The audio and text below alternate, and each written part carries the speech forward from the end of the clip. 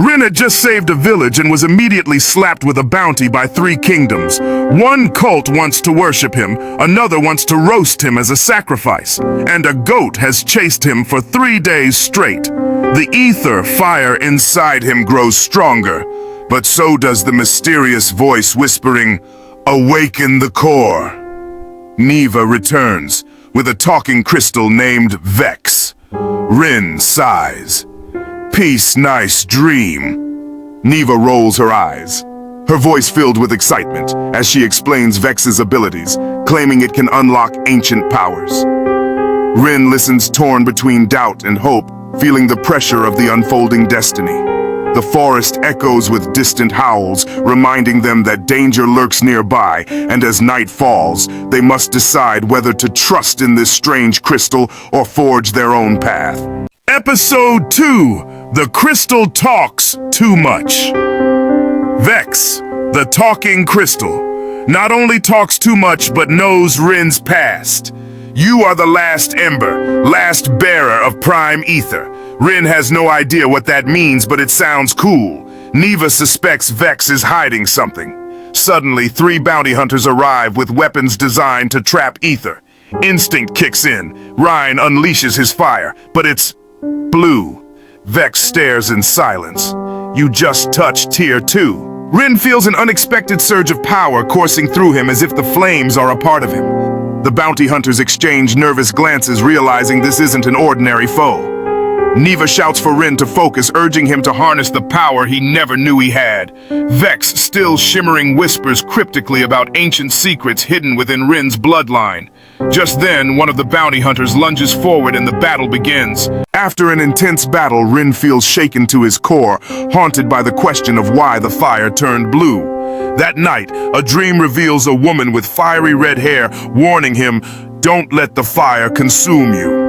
The following day, as they venture into the ancient city of Runedale, known for unlocking ether abilities, Rin's eyes widen in shock at an old mural that shows his own face, holding blue fire, a chilling caption reading, "The Destroyer, year 732.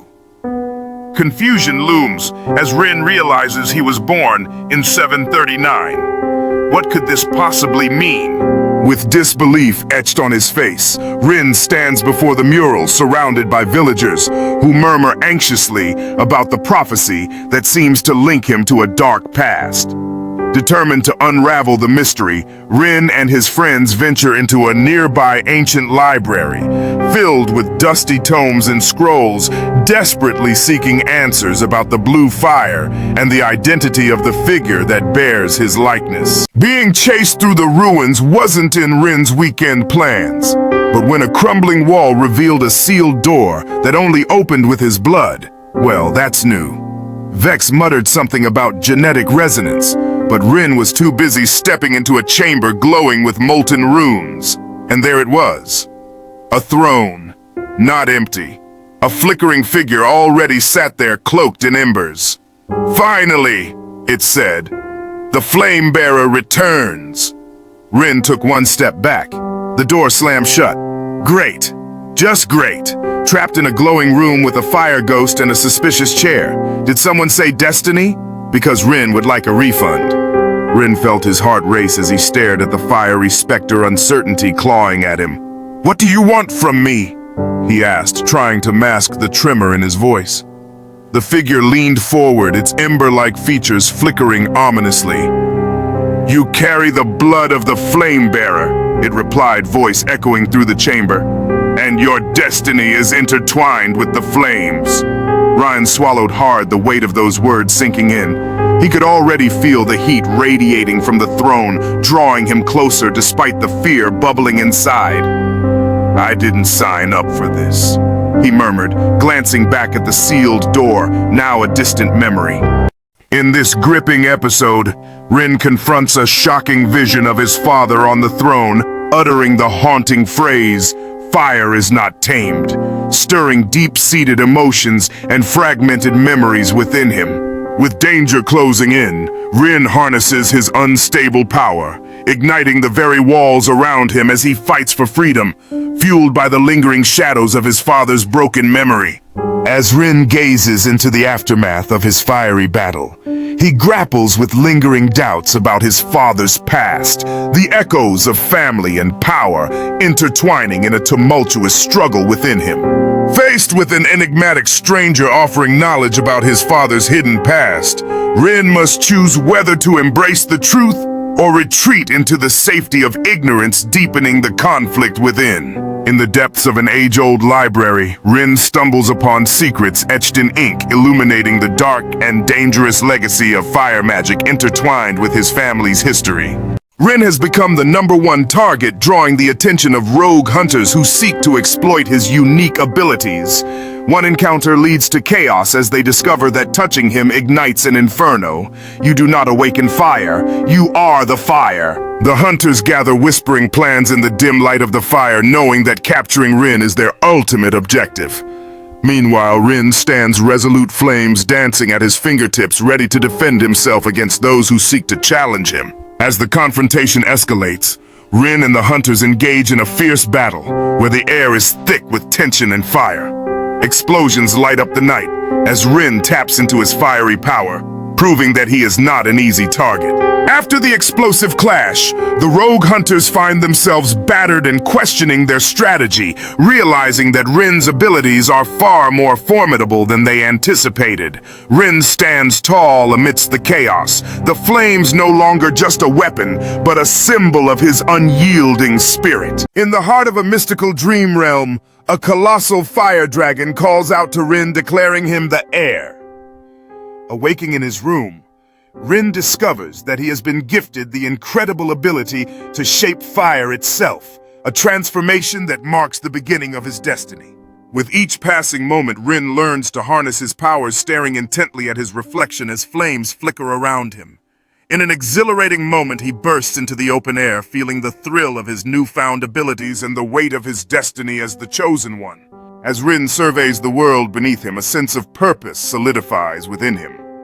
Unbeknownst to him, a mysterious figure watches from the shadows, plotting to seize the legacy of the Dream Dragon and test Rin's courage. In a sacred place filled with ancient energy, Rin taps into the depths of the dragon's legacy, feeling the power coursing through him. As the moment of truth arrives, he confronts the dark adversary, ready to protect what he holds dear and embrace his destiny. In Episode 8, Neva walks away. Tensions rise between Neva and Rin as they argue intensely over Aether's overwhelming influence on him. Neva's fears deepen, sensing that Aether is consuming Rin from within, while Vex stands as the voice of caution, saying Tier 3 integration has begun. Faced with an impossible choice, Neva declares her intention to distance herself, vowing to assist from afar. Left alone with Vex, Rin feels an aching emptiness, but there's no time for despair. A sudden urgent signal from Thornvale pierces the atmosphere, warning them that the steel tower is now hunting a walking flame. As Rin sits in the dim light, an overwhelming sense of emptiness engulfs him after Neva's departure. He wrestles with feelings of abandonment, the silence around him echoing the vast void left in her absence. Meanwhile, Thornvale appears on the horizon, cloaked in mist, with the steel tower casting a dark shadow over the land. The urgency of their situation intensifies as the chilling message about the walking flame hangs heavy in the air, leaving Rin and Vex to confront the looming threat together. In this episode, Rin makes a daring return to Thornvale disguised and cautious as he notices the drastic changes in the town. Guards patrol every corner, and children are subjected to unsettling tests for something called flame markers. The once familiar landscape is now dominated by the ominous presence of Steel Tower, which has begun rounding up those known as Aetherborn. As Rin navigates through an old scrapyard, he unexpectedly encounters Cal, an old friend who has risen to the rank of Steel Officer. In a moment, shrouded in secrecy, Cal discreetly presents Rin with a map whispering, "You need to reach the Forbidden Core." That's where it started, and maybe where it ends. With the map clutched tightly in his hands, Rin feels a surge of determination mixed with fear as he studies the intricate paths leading to the Forbidden Core. Memories rush back to him, fleeting moments of laughter and friendship from a time long gone. Outside the scrapyard, steel tower looms ominously against the twilight sky, a stark reminder of the oppressive force that has taken hold of Thornvale. Guards march in formation, keeping vigilant eyes on the citizens, a clear signal that freedom is now a distant dream. Rin knows that to uncover the truth behind the flame markers and the fate of his friends, he must venture into the heart of danger where it all began. Rin has become the #1 target, drawing the attention of rogue hunters who seek to exploit his unique abilities. One encounter leads to chaos as they discover that touching him ignites an inferno. You do not awaken fire, you are the fire. The hunters gather, whispering plans in the dim light of the fire, knowing that capturing Rin is their ultimate objective. Meanwhile, Rin stands resolute, flames dancing at his fingertips, ready to defend himself against those who seek to challenge him. As the confrontation escalates, Rin and the hunters engage in a fierce battle, where the air is thick with tension and fire. Explosions light up the night as Rin taps into his fiery power, proving that he is not an easy target. After the explosive clash, the rogue hunters find themselves battered and questioning their strategy, realizing that Rin's abilities are far more formidable than they anticipated. Rin stands tall amidst the chaos, the flames no longer just a weapon, but a symbol of his unyielding spirit.